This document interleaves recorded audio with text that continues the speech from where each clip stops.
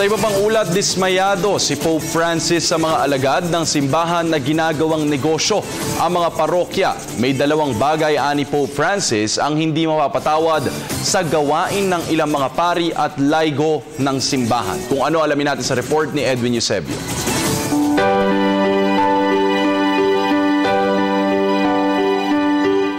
Kinukondena ni Pope Francis ang ilang mga pari at laigo na ginagawang negosyo ang kanilang parokya sa pamamagitan nito ng paniningil sa mga pabinyag, pagbabasbas, maging padasal o mass intentions. Tinawag ito ni Pope Francis na skandalo na mahirap nang mapatawad. Gayunman, ikinalugod ng Santo Papa na nakapagpapatawad pa rin ang mga anak ng Diyos sa ganitong uri ng mga pari kapag ang mga ito ay nangihina at nauhulog sa kasalanan. Sa kabila nito, may dalawang bagay ang hindi anya mapapatawad ng mga anak ng Diyos. Ito ay ang paring nakadikit sa salapi at ang pari na nagbamaltrato at nangiinsulto.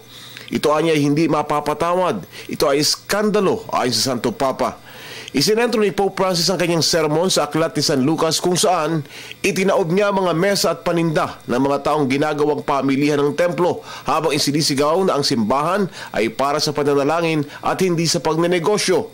Dagdag ni Pope Francis na samantalang maraming tao ang nagtutungo sa simbahan para manalangin sa Diyos, nauobliga sila na magbigay ng handog na nagiging ugat ng katiwalian sa simbahan na marapat na puspos ng kabanalan. Ipinaalala ni Pope Francis ang istorya sa Biblia tungkol kay Hana, ang ina ni Samuel, na isang mapagkumbabang babae na nagdarasal ng tahimik sa templo samantalang ang pari at dalawang anak nito ay tiwali at sinasamantala ang mga nagdarasal sa templo. Ang pag-iwas ani Pope Francis sa ganito eskandalo ng simbahan ay tungkulin ng lahat sapagkat kung malalatili at makikita ito sa mga parokya, kailangan magkalakas loob ang mga parokyano na sabihin ito mismo sa kanilang pari.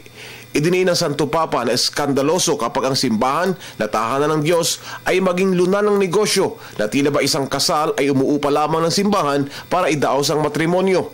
Paliwanag pa ng Santo Papa, kapag ang simbahan o parokya ay nagnegosyo, tila baga isinasaad nito na hindi na libre ang salvation o kaligtasan ng kaluluwa. Dahilan nito kung bakit hinagupit ni Kristo ang mga nagsasamantala sa templo upang malinis ang bahay dalanginan sa mga tiwali at mapagsamantala. Para sa Telebisyon ng Bayan, Edwin Eusebio.